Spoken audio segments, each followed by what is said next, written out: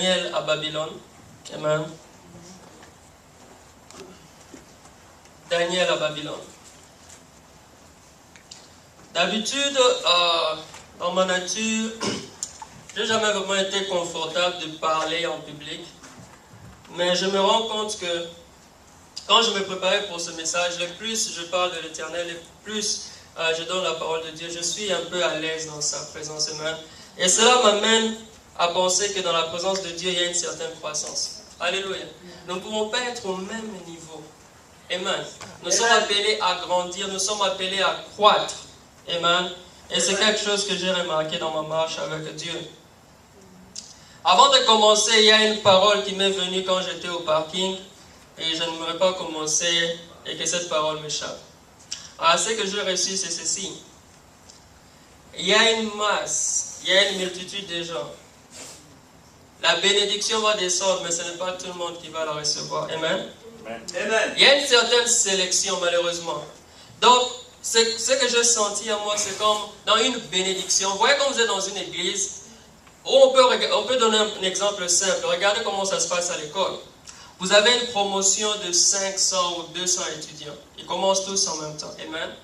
Après une semaine, vous aurez des gens qui vont drop. Amen. Et vous vous rendrez compte que après 5 ans, ou disons après 4 ans, ce n'est pas le même groupe qui va graduate.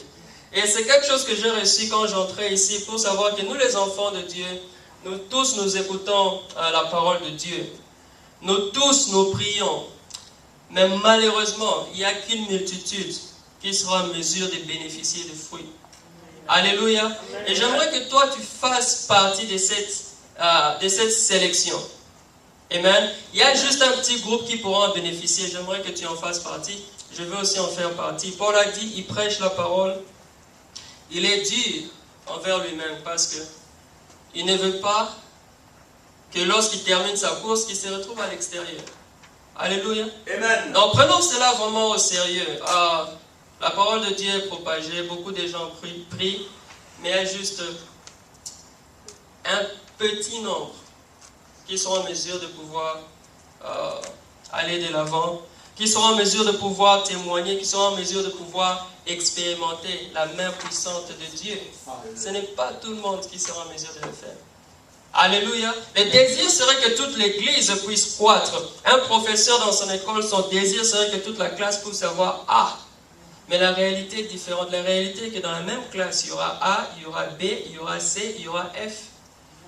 Amen. Alors quand j'entrais ici, j'ai senti cela, j'ai dit, waouh, il n'y a qu'un petit nombre qui peut recevoir la parole de Dieu, la mettre en pratique et vivre les témoignages. Amen.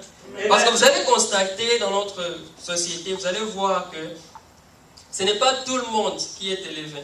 Est-ce que je parle à quelqu'un ce soir? Yes. Vous allez remarquer que ce n'est pas tout le monde. Il y a un groupe, il y a une certaine sélection. Et même à l'église. L'Éternel avait dit quelque chose lorsqu'on a critiqué Moïse. Il a dit, lorsqu'il y aura un message, lorsque je parlerai aux hommes, ça sera au travers des songes ou des visions. Mais quant à Moïse, je lui parle face à face. Amen. Cela veut dire que Moïse était un peu cette sélection. Parce qu'il y a beaucoup de gens qui vont recevoir la parole de Dieu. Il y a beaucoup de gens qui vont recevoir des oracles de l'Éternel. Mais il y a peu qui pourront expérimenter ce que Moïse a expérimenté. Amen. Amen. C'est ça mon désir. Je prie que moi aussi je sois parmi les peu de personnes qui vont recevoir ce que l'Éternel a pour eux, les peu de personnes qui vont pouvoir briller avec l'Éternel. Amen. Amen. Daniel à Babylone. Nous allons aller dans le livre de Daniel, chapitre 1. Ce sont des enseignements que je suis en train de donner sur le livre de Daniel. J'ai passé beaucoup de temps pour méditer sur ces messages, travailler sur ces messages. Lorsque les gens entendent Daniel,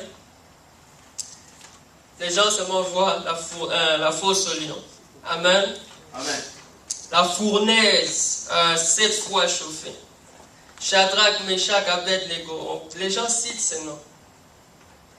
Mais généralement, on brûle les étapes.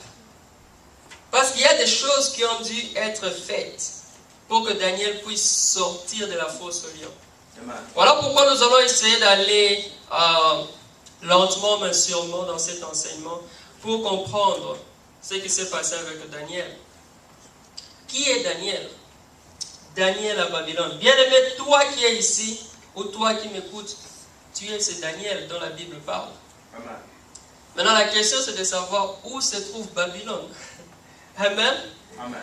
Nous devons actualiser cette parole. Alléluia. Amen. Parce que cette parole a été écrite, cette parole a été révélée. Amen. Amen. Des années, il y a plusieurs années de cela. Mais lorsque je lis cette parole, je veux l'actualiser. Je veux que cette parole puisse me donner un fruit maintenant, m'apporter quelque chose maintenant. Parce que les gens qui ont vécu dans cette époque, ils sont tous morts. Où est Babylone? Babylone n'est tout simplement que le monde dans lequel nous évoluons, cette terre des hommes. Babylone, ça peut être le Congo, Babylone, ça peut être les États-Unis. Babylone veut juste dire la terre dans laquelle tu te retrouves. Qui est Daniel? Daniel est cet enfant de Dieu. Daniel, c'est toi, Daniel, c'est moi. Voilà pourquoi le titre de mon message, c'est Daniel à Babylone. Tu es à Babylone. Maintenant, tu dois savoir comment te comporter à Babylone. Parce qu'il y a des gens, il est à Babylone, il ne sait même pas qu'il est à Babylone. Est-ce que vous savez que nous sommes des pèlerins sur la terre? C'est très facile pour nous de dire nous sommes des pèlerins, nous les chantons, nous sommes des pèlerins. Mais est-ce que nous vivons comme des pèlerins? Un pèlerin, c'est quelqu'un qui est en train de passer quelque part. Ce n'est pas sa destination finale. So, moi, toi et moi, nous sommes tous des pèlerins sur cette terre. Et cette terre est Babylone.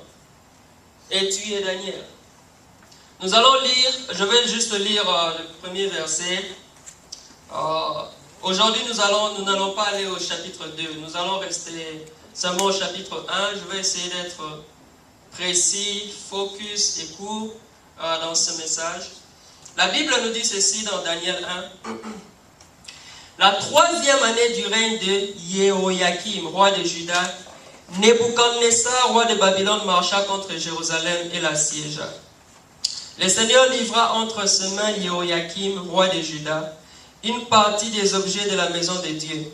Il les amena au pays de Shinéar, dans la maison de son Dieu. Il mit les objets dans la maison du trésor de son Dieu. Amen. Amen. Le roi dit à Aspénaz, chef de ses eunuques, d'amener quelques-uns des Israélites des races royales ou des familles de dignitaires, des jeunes garçons sans défaut corporel, de belle apparence, doués de toute sagesse, d'intelligence et d'instruction, capables de servir dans les palais du roi, et à qui l'on enseignerait les lettres et la langue des Chaldéens. 5. Le roi leur fixa chaque jour une portion de mets de sa table et du vin dont ils buvaient, voulant les élever pendant 3 années au bout desquelles ils se tiendraient au service du roi. Il y avait parmi eux, d'entre les fils de Juda, Daniel, Anania, Michaël, Azaria. Les chefs des eunuques leur imposa des noms. À Daniel, celui de Beltachar. À Anania, celui de Shadrach. À Michaël, celui de Meshach. À Azaria, celui d'Abed-Nego. Daniel résolut de ne pas se souiller par les mets du roi, par le vin dont le roi buvait, et il supplia les chefs des eunuques de ne pas l'obliger à se souiller. Dieu fit trouver à Daniel faveur et compassion devant les chefs des eunuques. Le chef des eunuques dit à Daniel, je crains mon Seigneur le roi, c'est que vous devez manger et boire, car pourquoi verrait-il votre visage plus défait que celui des jeunes gens de votre âge? Et exposerez-vous ma tête auprès du roi? Alors Daniel dit à l'intendant à qui le chef des eunuques avait remis la surveillance de Daniel, de Anania, de Michaël, d'Azaria, éprouve-nous donc tes serviteurs pendant 10 jours, et qu'on nous donne des légumes à manger et de l'eau à boire. Amen. Amen. Je vais m'arrêter là. Et nous connaissons la suite. Daniel, l'eunuque a proposé, a accepté de donner à Daniel les légumes et l'eau qu'il demandait. Amen. Mais nous allons nous arrêter là pour aujourd'hui, pour ce premier chapitre. Nous irons dans le deuxième chapitre plus tard. La première chose qui tire mon attention lorsque je lis le chapitre 1, nous devons comprendre que l'histoire de Daniel n'est pas un événement qui prend Israël par surprise. Car Jérémie, dans son livre, avait annoncé la déportation d'Israël. Daniel et ses frères, ses compagnons de service se retrouvent esclaves dans une terre étrangère qui est Babylone. Mais ils n'étaient pas pris par surprise. Maintenant, il y a une chose qui attire mon attention. La Bible dit dans Osée 2, 16, le Seigneur dit, je vais amener mon peuple au désert pour parler à son cœur. Lorsque je prêchais sur quelle est ta source, j'avais insisté sur quelque chose que j'ai retrouvé ici. Daniel qui est ici, nous les enfants de Dieu, quand nous sommes devant une situation, nous devons nous poser des questions. Des questions que je dirais nécessaires au sine qua non. Amen. C'est-à-dire, j'ai annoncé ici que Daniel, cette situation, ce n'est pas quelque chose qui les arrive par surprise. C'est comme quelqu'un qui conduit sa voiture sans assurance. Amen. Quand la police t'arrête, est-ce que tu vas dire que tu as été pris par surprise? Comment? Parce que tu sais que tu es en train de conduire ces véhicules et tu es en train d'enfreindre les règles. Donc, tu ne seras pas surpris qu'on va t'arrêter. Amen. La même chose à une personne qui ne marche pas correctement avec son Dieu. Je vais utiliser des termes un peu... Ok, une personne qui fait un peu qui est un peu dévergondée. Amen. Lorsque cette personne apprend qu'il est malade, ou bien si c'est une fille, elle apprend qu'elle est enceinte, ce n'est pas une surprise. Alléluia. Amen. Ce que je veux dire par ici, c'est quoi? Jérémie annonçait. Si nous allons dans la Bible, nous lisons l'histoire de Jérémie, nous allons voir que Jérémie annonçait, il disait à Israël, détournez-vous de vos voies, détournez-vous de vos voies, détournez-vous de vos voies, sinon vous allez être déportés. Et c'est ce qui se passe ici. Daniel, avec ses compagnons, se retrouve déporté. Donc, le premier point que je retiens, il n'était pas pris par surprise. C'est quelque chose qu'il connaissait. Maintenant, lorsque tu te retrouves devant une situation, toi, Daniel, qui est ici, il y a des questions fondamentales que tu dois te poser. Tu dois te poser cette question. Tu dois te demander d'abord, ce qui m'arrive, est-ce que c'est une punition? Amen. Il y a une chanson que j'écoute. Cette chanson, bon, c'est un peu marrant, le début, mais c'est un message très fort. C'est le frère Matou Samuel. Il y a une chanson qui dit, il dit Nzambe, Likamozoko Melanga Ponanini Boy. Je ne sais pas si vous connaissez cette chanson. Tout ça. So, il dit quelque chose, il dit Olingyo te yanganini. Je ne sais pas si vous avez déjà tiré attention à cette phrase. Donc, qu'est-ce que tu veux m'enseigner par cela? Donc, c'est comme quelqu'un qui est dans une situation. Si tu vois la chanson, il ne fait que se lamenter. Mais elle dit quelque chose. Qu'est-ce que tu veux m'enseigner? Et nous, les enfants de Dieu, nous devons nous poser cette question. Tu es devant une situation difficile. Pose-toi d'abord la question, Seigneur, est-ce que c'est une épreuve?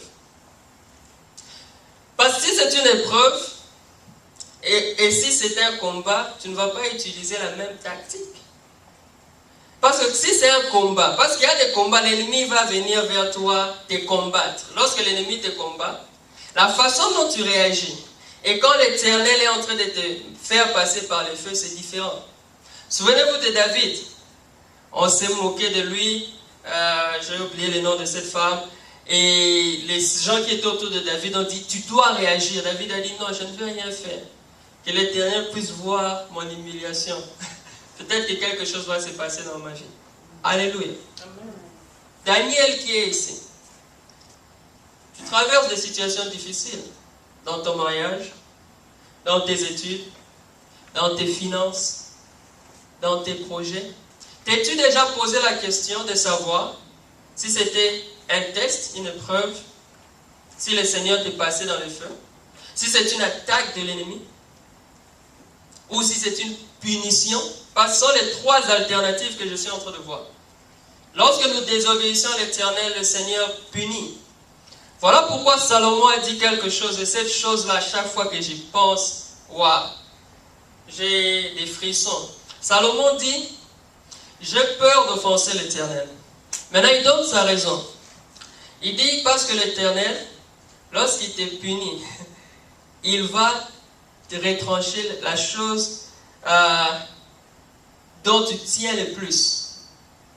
Nous avons tous des différentes choses qui ont plus de valeur dans notre vie. Pour un président, ça sera peut-être les élections. Pour un footballeur, comme nous sommes à la période de la Coupe du Monde, ça sera remporter la Coupe du Monde. Amen. Maintenant, l'Éternel, quand il punit, il va venir retirer la chose qui a le plus de valeur devant toi. Amen. Voilà pourquoi nous devons être prudents. Regardez à David, lorsqu'il s'est méconduit avec Bathsheba. Il a porté le sac, il a prié, il a jeûné. Ce n'est pas David qui a été frappé. C'est l'enfant. Parce que tout son espoir était... Donc, pendant ce moment-là, l'enfant là représenté, c'était la personne qui avait le plus... Je ne sais pas qui faisait la joie de David. Donc, pour que David soit vraiment dans la paix, il fallait que cet enfant parte. So, toi qui es ici, Daniel, tu es devant une situation. Pose-toi cette question. Seigneur, est-ce que tu es en train de m'enseigner? Tu me passes par le feu? Est-ce que c'est une épreuve? De telle sorte que tu sauras comment aborder le problème, comment régler le problème. Si tu ne te poses pas ces questions, tu vis juste comme ça, tu seras dans cette situation et ça sera comme un état permanent. Amen. Amen. Donc c'est le premier point que je tire de cet enseignement. Amen. Daniel, à Babylone. Mais pour Daniel, nous savons que c'est une punition. Parce que la Bible nous parle, quand Jérémie disait au peuple d'Israël de se détourner de leur voie, nous savons que Jérémie leur disait, Israël, vous êtes méconduits, le Seigneur va vous punir. Donc c'était une punition. Mais la bonne nouvelle est que quel que soit le fait que cette situation soit une punition, que ça soit une épreuve, ou que ça soit une attaque de l'ennemi, si nous arrivons à diagnostiquer le problème, nous pourrons trouver la solution. Lorsque nous allons chez les médecins, ils essaient d'abord de savoir, avant de te donner des médicaments, de savoir quelle est la situation avec laquelle tu es en train de dealer afin qu'ils te donnent la solution. Donc c'est le premier point que je retiens ici que nous devons faire, nous, les Daniel qui sont ici ce soir. Regarde dans ta vie et essaie d'identifier ce problème. Le deuxième point, lorsque nous lisons toujours ces passages, nous remarquons quelque chose, c'est l'identité chrétienne. L'identité chrétienne est un problème majeur aujourd'hui pour les chrétiens, car nous avons reçu des noms. Qui est le nom de chrétien? Qui ne doit pas être seulement un slogan, mais nous devons vivre comme des chrétiens. Lorsque nous lisons ici, il y a des noms qui reviennent. Shadrach, Meshach, Abednego. Mais nous devons savoir que ces noms leur ont été imposés. Ils ne sont pas venus de ces noms d'Israël. Ils avaient leur nom et la Bible nous donne ces noms. Beaucoup de gens qui lisent cette histoire ne connaissent pas ces noms. Nous prions les dieux de Shadrach, Meshach. C'est comme ça que nous prions. Amen.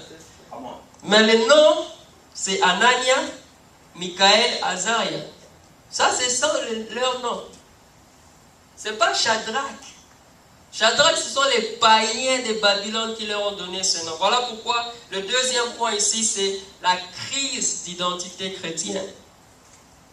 Aujourd'hui, nous leur connaissons, comme je les ai dit, sur le nom de Shadrach, mais seul Daniel a réussi à garder son nom. On avait donné le nom de Beltachar.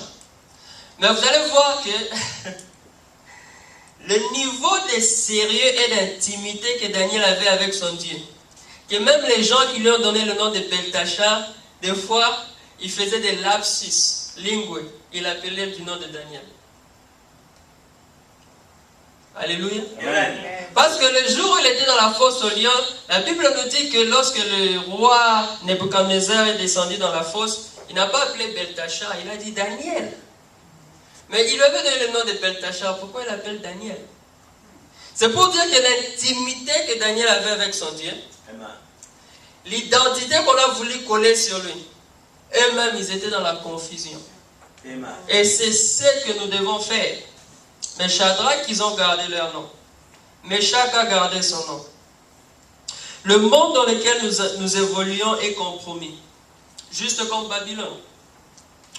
Cette société accepte des choses abominables, mais les chrétiens aujourd'hui, pour ne pas être appelés d'extrémistes, nous sommes en train d'accepter des choses qui ne peuvent pas être acceptées. Des choses où nous n'avons même pas besoin d'ouvrir la Bible pour voir que c'est mauvais, comme l'homosexualité. Amen. Amen. On n'a pas besoin de révélations, on n'a pas besoin de prier, on n'a pas besoin de jeûner. C'est clair que c'est une abomination. Amen. Mais comme la société est en train d'évoluer, Babylone est en train d'évoluer, Babylone accepte cela. Les enfants de Dieu acceptent cela. Maintenant, le premier problème quand tu parles de l'homosexualité, on va dire que tu es en train de juger les autres. Ça sera la première chose qu'on va te dire. Mais si les chrétiens d'aujourd'hui n'arrivent pas à dire que ces choses sont mauvaises, qui vont les faire? Ton identité. Les chrétiens acceptent de se compromettre. Mais les païens ne se compromettent pas. Les païens sont sérieux dans les bêtises. Très sérieux. Ils ne se compromettent pas. Donc un voleur, il vole très bien, il vole. Mais les chrétiens, ils prient, ils mentent, ils volent. Ils jeûnent, ils mentent, ils volent. Vous voyez la différence? Je me suis toujours posé cette question. Nous avons beaucoup d'enfants de Dieu.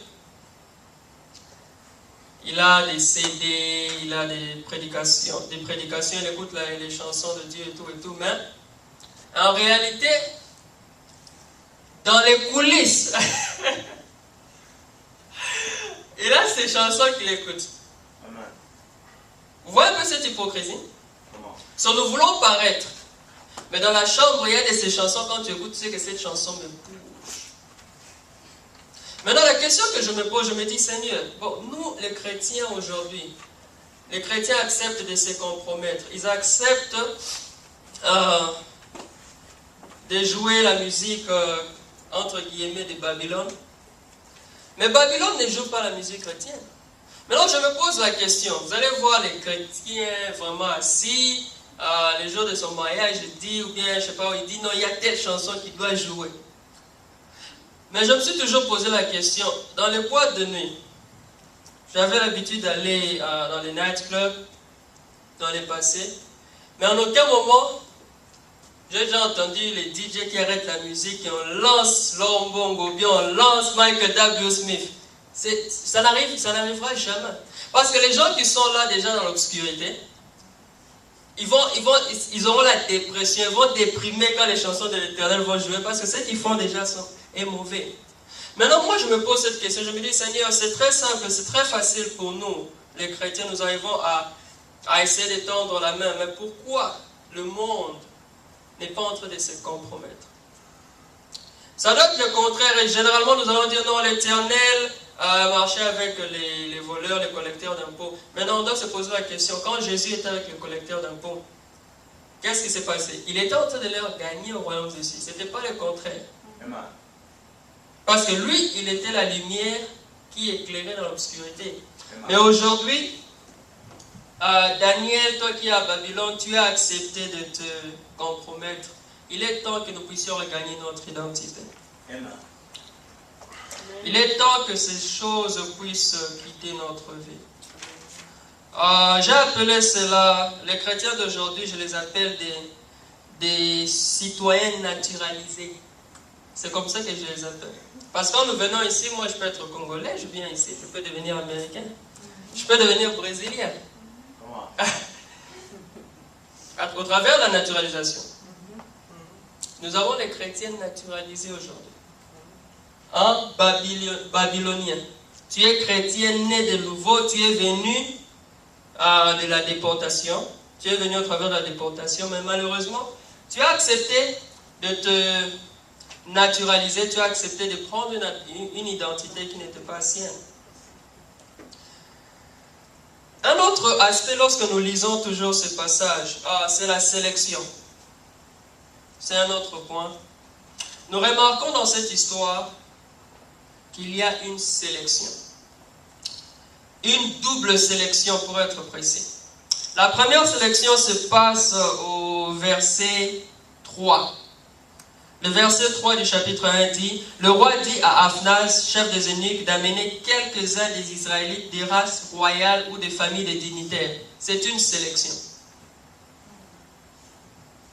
C'est la première sélection. Mais il y a eu deux sélections. Il y a une autre sélection parce qu'on a précisé que Daniel, Shadrach, Meshach sont venus précisément de Juda. Donc, c'est la deuxième sélection. Et on nous donne les caractéristiques de Daniel. Vous allez voir, on dit que il y avait la beauté, il y avait la sagesse. Voilà les attributs. Et le monde aujourd'hui peut appeler cela... vous voyez les gens qui disent, cette personne a une étoile. Ça, c'est comme ça que le monde de ténèbres qualifie les potentialités que Dieu a mis en nous. L'étoile, ils appellent ça l'étoile. Donc, ce que je remarque ici, c'est la première sélection qui se passe avec Shadrach, Meshach, Abednego et Daniel. Il y a un tamis. Même le diable fait une sélection.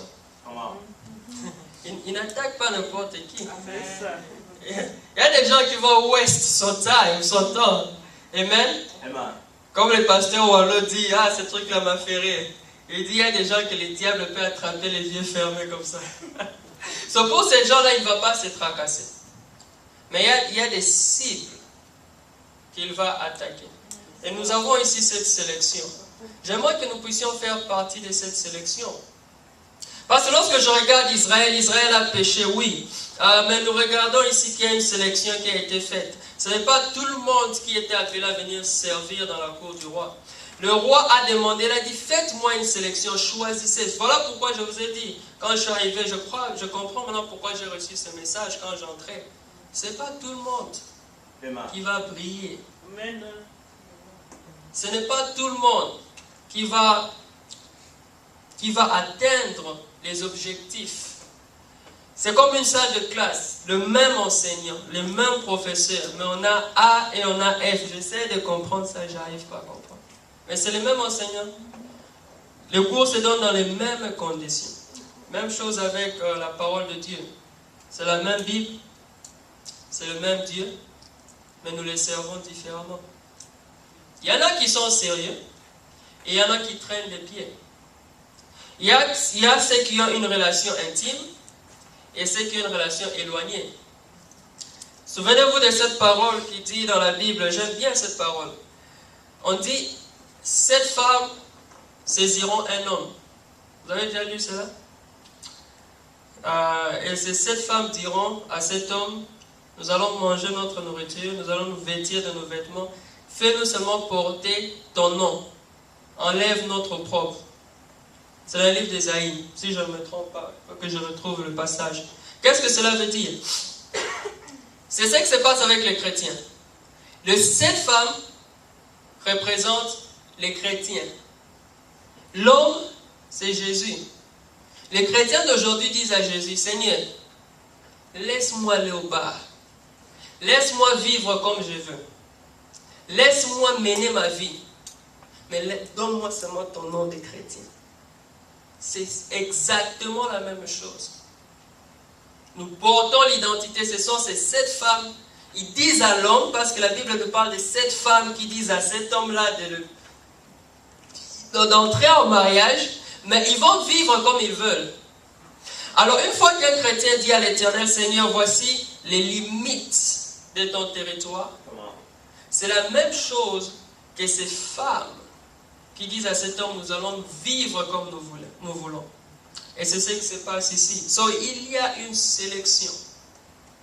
Et ce n'est pas tout le monde qui va pouvoir faire partie de cette sélection. Et j'aime bien les attributs qui ont été donnés, la sagesse, la beauté, les qualités. Lorsque vous allez lire ces passages, vous allez voir qu'il y a beaucoup de qualités. Et comme je vous ai dit, ces qualités, le diable peut le voir et les mondes de ténèbres, ils appellent ça étoile.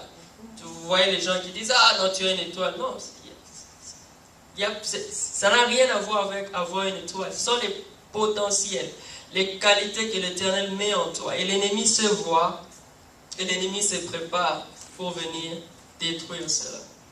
Maintenant, nous avons 2 sélections. Beaucoup sont dans la première sélection. Israël. Vous voyez comment c'est grand? Israël, c'est l'ensemble. Israël, c'est l'Église. Mais Judas, c'est la sélection. Parce qu'il est allé à Israël d'abord. Ah, mais cette sélection était forte. Parce que quand le roi dit, non seulement à Israël, mais des familles, des sangs royales. Amen. Amen. Non seulement des sangs royales, ils sont allés jusqu'à Juda.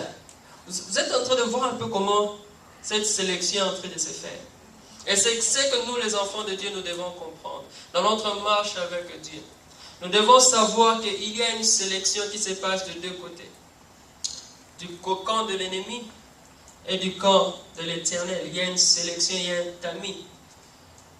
Et pour faire partie de cette sélection, pour faire partie de ces groupes restreints, il y a une certaine manière de vivre.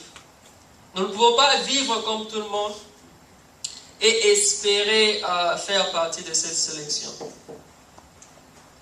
Un autre point que je vois dans ces passages, nous sommes toujours au chapitre 1. Vous voyez que nous ne sommes même pas encore allés, nous ne sommes pas au chapitre 2. Ça, c'est seulement les chapitres 1. Amen. Donc, nous n'allons même pas. Donc les gens vont juste rapidement la fosse au lion. Mais la fosse au lion, comment c'est arrivé?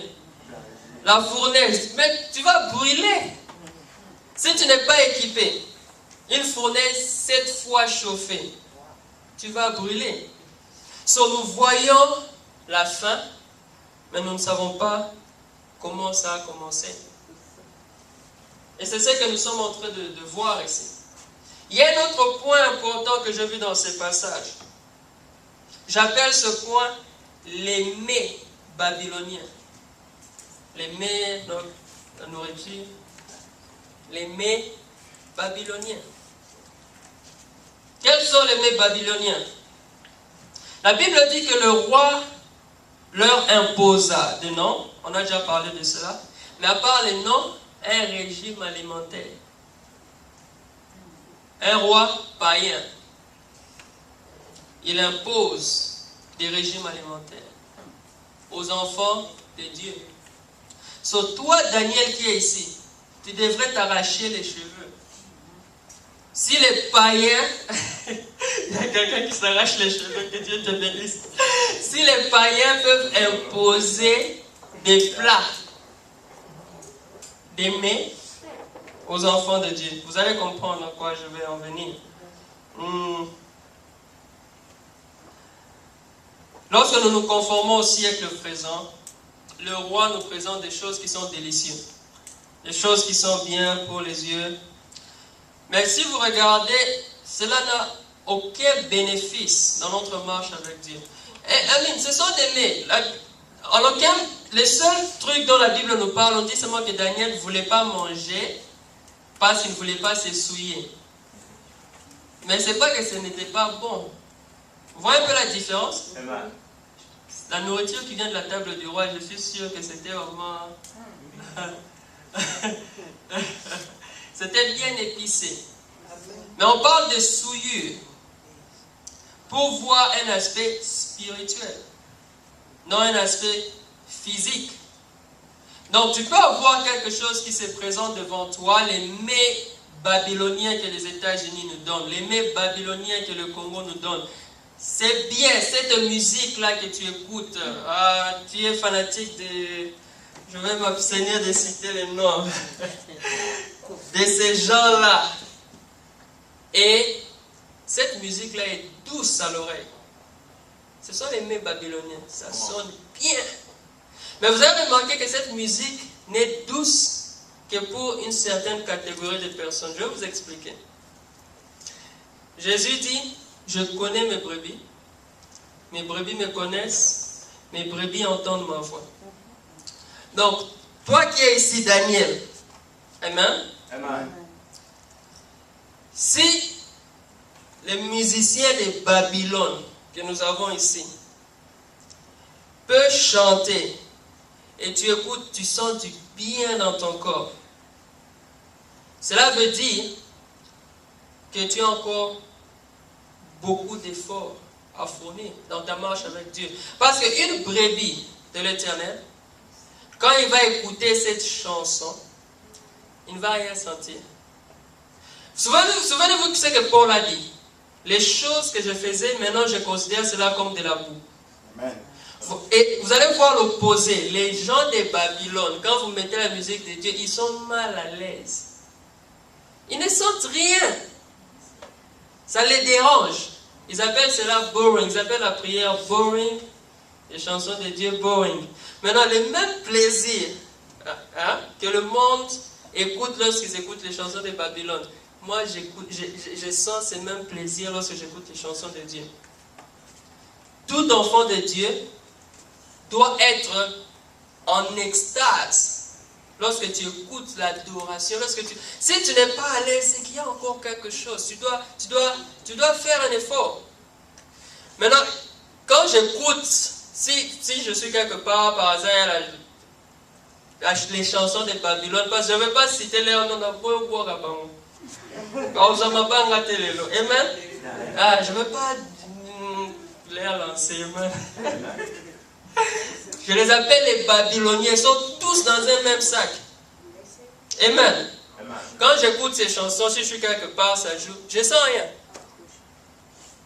Amen. Ça ne m'attire pas. Pourquoi? Parce que mon oreille maintenant est habituée à entendre une autre voix. Amen. Et c'est ici où je parle de mets de Babylone. Je me pose la question maintenant, toi qui es ici, Daniel, de quoi te nourris-tu? Je dois te poser cette question. Quel est ton régime alimentaire? Peut-être c'est Facebook, peut-être c'est Twitter, le Nigerian movie, peut-être c'est le sport. I don't know.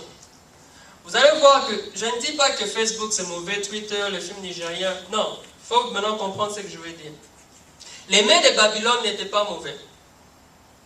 Mais Daniel, il s'était gardé de s'aimer à cause des objectifs qu'il avait. Amen. Maintenant, tu dois te poser la question, comment tu es en train d'utiliser les choses qui sont autour de toi? Je donne l'exemple de l'Internet. Tu peux utiliser l'Internet pour évangéliser, tu peux utiliser l'Internet pour écouter les chansons de Dieu, non, pour les études ou pour beaucoup de choses, mais le même programme, tu peux aussi l'utiliser pour te détruire. Tout dépend maintenant de comment tu utilises cela. Maintenant, il y a les mets de Babylone, les mets que Babylone nous donne, ces choses qui sont... Quand nous voyons ces choses, on sent comme si on ne peut pas vivre sans ces choses. Mais tu te rends compte que ces choses-là n'est bénéfique qu'à ton corps, mais ton esprit n'en bénéficie en rien. Et dans ta marche avec Dieu, cela ne t'amène nulle part. Amen. So, Daniel qui est ici, je n'ai rien contre Facebook, je n'ai rien, parce que moi-même j'ai un compte Facebook. So, j'ai rien contre Facebook, j'ai rien contre les films nigériens, j'ai rien contre le sport, j'ai rien contre la politique. Mais mon problème c'est ceci. Tu dois savoir te priver de certaines choses qui ne sont pas nécessaires dans ta vie. So, tu peux avoir ces choses, mais si tu ne vis que de ces choses, tu vas rater beaucoup de choses. Parce que nous nourrissons généralement notre corps, mais nous oublions que l'esprit aussi a besoin de se nourrir. So, vous allez voir beaucoup des hommes ou des femmes, ils passent beaucoup de temps dans les miroirs. Mais nous oublions qu'il y a aussi un miroir spirituel. Amen. Les miroirs physiques, tu passes ton temps. Amen. Moi, si j'étais au miroir aujourd'hui, je suis allé me coiffer. Voilà pourquoi je rigole.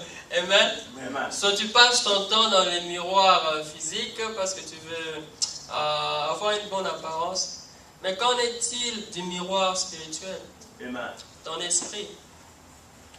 So, de quoi te nourris-tu? Nous devons nous poser cette question. La Bible dit dans Romains 10, 7, la foi vient de ce qu'on entend. Ce qu'on entend, qui est la parole de Dieu. Amen. La table du roi peut être attrayante, cette table, mais elle n'est pas nécessairement bonne pour toi. Vous voyez un peu? Ça peut être une bonne table. On n'a rien. Voilà pourquoi si quelqu'un vient vers toi et te dit, ah non, toi tu es extrémiste, toi tu exagères, ah, tu ne veux pas boire, tu ne veux pas fumer, tu ne veux pas aller dans les nightclubs, tu ne veux pas, tu es trop dur. Tu expliques seulement que, tu dois expliquer à ces gens, cette table peut être attrayante, elle peut être bonne, mais elle n'est pas nécessaire pour ma vie. Cette table était attrayante. Maintenant, moi je me pose la question, je me dis, mais Nabuchodonosor, il donne la nourriture qui vient de sa table. À Shadrach, Meshach, Abednego, ce sont les noms que nous avons retenus, parce qu'Ananias, là, beaucoup de gens ne connaissent pas ces noms. Maintenant, je me pose la question. Moi, si j'étais là, j'allais... En tout cas, c'est, comme on dit, obvious, que la chose la plus importante pour Daniel, ce n'était pas la nourriture qui venait du roi, c'était la liberté. Tu m'enfermes, je suis esclave et tu me donnes la nourriture qui vient de ta table. I don't need it. Donne-moi la liberté. C'est ce que le diable fait. Il veut te donner quelque chose, mais il te garde esclave quelque part. Et beaucoup ne réalisent pas cela. Ils sont en train de voir les succès, ils sont en train de voir comment ils sont en train d'évoluer. Oui, tu évolues dans ta chair, mais ton esprit est enfermé, ton esprit est prisonnier. Tu es en train de perdre ce que tu perds. On va comparer les mets qui viennent de la table et la liberté. Disons, les mets qui viennent de la table et l'esclavagisme, être esclave. Vous voyez un peu? C'est deux extrémités. Je préfère encore avoir un pain sec, être libre, que de manger avec le roi et être esclave. Et c'est ce que le diable est en train de faire à Babylone. Les enfants de Dieu aujourd'hui courent vite avec les plats pour recevoir ce que Babylone donne. Mais on ne s'est jamais posé la question, c'est que nous sommes en train de perdre. La Bible dit, à quoi ça sert à un homme de gagner le monde s'il perd son âme? La Bible nous montre ces deux extrémités. La Bible nous parle de cette richesse qui est temporaire et de l'éternité en enfer.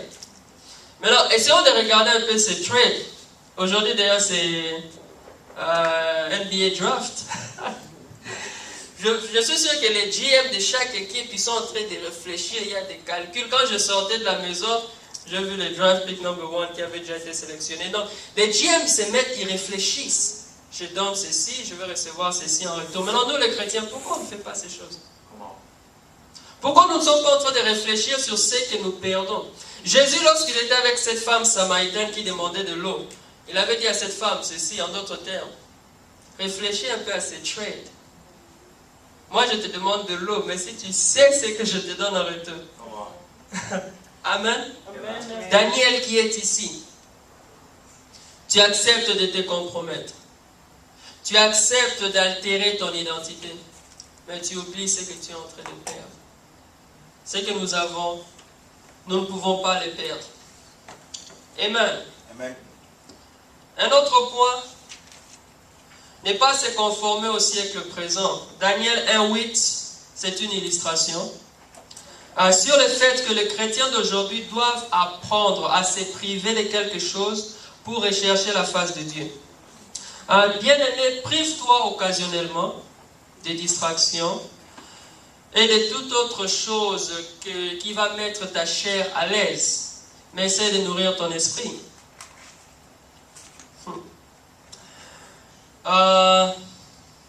Il y a un problème, il y a beaucoup de chrétiens qui sont confondus dans la masse. J'ai aimé beaucoup ce que Aaron nous a dit l'autre fois. Il appelle ces chrétiens les undercover. Il a dit les chrétiens doivent être comme les policiers. Les policiers, ils ont leur badge, quand ils passent, on les reconnaît. Amen. Mais les undercover, ils n'ont pas de badge. Mais les policiers, comment? Ils font le même travail. Maintenant, pour nous les chrétiens, nous ne devons pas être des undercover. Des agents secrets, non. Nous devons être en mesure de pouvoir brandir ces badges, de pouvoir marcher, et que le monde puisse voir que non, ce sont des enfants de Dieu. Je parlais du fait que le roi leur donne la nourriture qui n'est que vanité, mais il les regarde prisonniers. Et le plus beau cadeau pour Daniel serait la liberté. Malheureusement, les chrétiens d'aujourd'hui se compromettent. Ils se livrent à des distractions qui ralentissent leur marche avec Dieu. Maintenant, il y a un point très important que j'aimerais noter. Nous devons être sélectifs. Voilà pourquoi des fois on se dit non, on est trop extrême. Mais si nous allons dans Marc 9, 40, vous allez comprendre ce que je veux dire par là. On se mélange trop. Trop de confusion. Bien-aimé, choisis ton cercle. Choisis ton milieu. Moi, je n'ai jamais compris. Il y a de ces milieux qui sont fermés. Des mauvais milieux, mais où on se bat pour essayer d'entrer. Mais lorsque j'ai lu ce passage de Marc, Marc 9, 40, 40 à 43, qui parle juste, il dit, si c'est ta main qui t'amène au péché, coupe ta main. Vaut mieux entrer avec une seule main que d'avoir les deux mains en enfer. Qu'est-ce que cela veut dire? J'ai entendu beaucoup de chrétiens, ils disent, comment nous allons leur gagner? Comment nous allons gagner le monde? Nous devons nous mélanger à eux. C'est là où j'explique. Quand tu te mélanges à eux, tu dois être équipé. Tu dois être comme Jésus. Il était avec les collecteurs d'impôts et c'est le contraire. Quand il allait, il les ramenait à lui. Ce n'était pas le contraire. Alors si tu n'es pas équipé, ne te mélange pas avec des peurs qu'ils t'entraînent. On dit une orange pourrie dans un panier d'oranges mûres, ça va faire tout pourrir. C'est ici la Bible nous donne un avertissement. La Bible nous dit seulement, écoute, toi qui veux trop t'attacher à la musique mondaine, toi qui veux trop t'attacher à tes amis, tu sais que la vie qu'ils mènent est une mauvaise vie.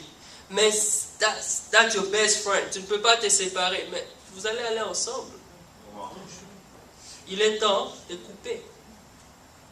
Il est temps de couper. Coupe cette main.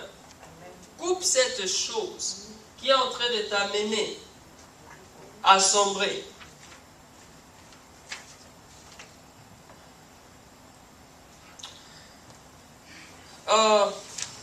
Yes, nous allons vers la fin. La jeunesse, c'est la cible de l'ennemi. Vous allez voir pourquoi je dis cela. C'est un autre point. C'est dans 1 Daniel 4. Le roi est très clair. Il dit, j'ai besoin des jeunes gens. Pourquoi il a parlé des jeunes? Pourquoi il n'a pas parlé des vieux? Pourquoi il a été précis? Vous voyez ici qu'il avait une cible. Donc, les jeunes qui écoutent ce message, le jeune Daniel qui est ici, doit lire Ecclésiaste 11, 9 à 10. La Bible dit ceci, jeunes, réjouis-toi de ta jeunesse, mais sache que tu rendras compte à Dieu. Donc, je vois ici, excusez-moi, l'ennemi avait une cible bien précise, la jeunesse. Et c'est ce qui se passe maintenant. L'ennemi attaque la jeunesse. L'ennemi veut compromettre la jeunesse. C'est sa cible. Mais la Bible nous dit dans Ecclésiaste, réjouis-toi, mais sache que pour tout ce que tu fais, tu rendras compte à l'Éternel. Maintenant, si les jeunes aujourd'hui ne se rendent même pas compte qu'il est la cible de l'ennemi, comment tu vas combattre cet ennemi? Et ce qui est grave, quand vous lisez, il parle de préparation de 3 ans. Il y a un calendrier démoniaque. Le diable a un calendrier. Il a un calendrier qu'il a bien établi. Souvenez-vous ce qu'il a dit à Dieu à cause de Job. Il a dit, il te sert à cause de... Il est béni, vous connaissez l'histoire, mais donne-le-moi dans mon calendrier. Tu vas voir comment il va te régner. Il y a un calendrier. Il a parlé de 3 ans pour former ces jeunes gens. Donc l'ennemi a une cible. Et je prie que la jeunesse aujourd'hui puisse comprendre ces choses afin de pouvoir échapper à l'ennemi. Le dernier point, c'est faire sa part et laisser faire l'Éternel le reste. C'est dans Daniel 1,9. Alors la Bible nous parle de Daniel. L'ennemi les avait imposé quelque chose. Mais vous allez voir que Daniel a fait quelque chose. Parce que Daniel a fourni un effort. Daniel a fourni un effort, il est allé voir l'eunuque, il lui a dit, écoute, est-ce qu'il y a moyen de faire ceci? Nous, on veut manger comme ça. Il y a deux choses qu'il a fait. Il a utilisé la sagesse. Beaucoup de chrétiens manquent de sagesse. Il a utilisé la sagesse. À part la sagesse, il a fourni un effort. Moi, j'ai toujours appelé cela le pain et le poisson des chrétiens. Le principe de faire sa part et de laisser l'Éternel faire le reste, j'appelle cela le principe du pain et du poisson. C'est dans Marc 6, 35. Jésus est devant une foule de gens. Et les gens viennent. Jésus, on n'a pas assez à manger, renvoie ces gens. Il a posé seulement une seule question. Qu'est-ce que vous avez? Question simple. Qu'est-ce que vous avez? On a 5 pains, 2 poissons. Ou bien c'était le contraire. C'était 5 poissons ou 2... 5 pains, 2 poissons. Amen? Amen. Qu'est-ce qu'il dit? Amenez ici. Il a prié, il a donné. So, Daniel qui est ici, tu es à Babylone, je comprends. C'est pas facile. C'est difficile. Servir l'Éternel dans ce pays, c'est très difficile. C'est pas évident. Parce que j'aime bien, les pasteurs nous disent quelque chose. Il dit, il y a des chrétiens qui ne tombent pas parce qu'ils n'ont pas encore été tentés. Amen. Amen.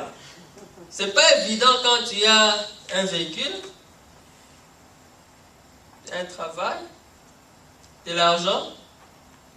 Amen. Amen. Tu es beau, si tu es une fille, tu es belle. De pouvoir avoir une certaine manière de vivre. Quand il y a un pasteur qui appelle cela availability. Amen. Amen. Quand des gens... Ah, my God. Là, je me suis coiffé aujourd'hui. Le coiffeur m'a parlé des prostituées qui sont en train de faire des income tax de la prostitution. Ils sont en train de clamer. Je me suis dit, my God. Non, ils vont au gouvernement, ils sont en train de... Non, nous avons fait notre travail, nous avons besoin d'être... Vous voyez un peu dans quel monde nous évoluons? Où il y a des gens qui prennent des risques quand il y a le... Parce que quand il y a le snow, quand il y a le ice on the road et que les gens ne peuvent pas conduire, vous avez... Tout le monde reste... La plupart... Bon, ici au Texas, beaucoup de gens restent bloqués à la maison. Mais vous avez des gens qui prennent des risques sur la route pour aller dans des boîtes de nuit ou des strip clubs. Je me pose des questions, je me dis, waouh, bon, j'essaie de comprendre, parce comment tu peux expliquer ces choses? C'est le monde dans lequel nous évoluons. So Daniel, toi qui es ici, où est ton poisson? Oui, que le Seigneur m'aide. Seigneur, aide-moi, aide-moi. Je suis à Babylone, yes. Où est ton poisson? Où est ta part? Qu'est-ce que tu fais? Tu demandes des révélations, tu ne veux pas prier. Comment?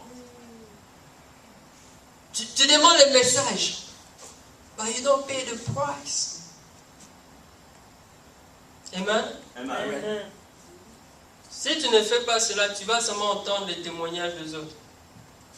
Et là, moi, j'ai toujours dit, il y a des fois qu'il faut refuser. Je disais, pourquoi entendre? Je dois témoigner. Il ne faut pas être là seulement. On n'est pas des spectateurs au stade, les autres doivent jouer, nous on doit regarder, on va... Non, come on. Amen. So, Daniel, tu es à Babylone. Je sais que c'est difficile. Je sais que ce n'est pas évident. Mais la question que je te pose, où est ton pain? Où est ton poisson? Quelle est la part que tu es en train de faire? Vous allez voir ici comment Daniel était en train de vivre. Quelle est la part que tu fais? Qu'est-ce que tu fais pour chercher la face de Dieu? Alléluia. Amen. Je m'arrête là pour aujourd'hui. Le jeudi prochain, nous allons toucher le 2e chapitre. Vous avez vu que tout ce temps nous avons passé, on n'est même pas allé dans la fournaise. Les gens sont seulement dans la fournaise. La fournaise, hein? Hey, tu vas brûler. La fosse au lion, mais il va te dévorer. Il y a beaucoup de choses qui se passent. Amen. Amen. Cette vie de chrétien, ma preuve doit cesser. On doit savoir préparer aussi. Amen. Je vais inviter mon frère Déo pour nous conduire dans la prière. Que le Seigneur puisse le remplir. Et je prie que ces messages soient vraiment... puissent entrer dans ton cœur. Et que tu puisses mettre cela en pratique.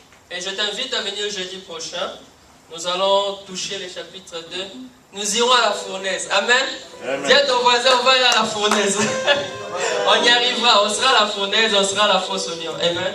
Que Dieu soit loué. Alléluia. Alléluia. Applaudissons pour l'homme de Dieu, pour les messages que l'Éternel a placés en lui ce soir. Je vous avais promis que ce soir, vous allez recevoir un message particulier.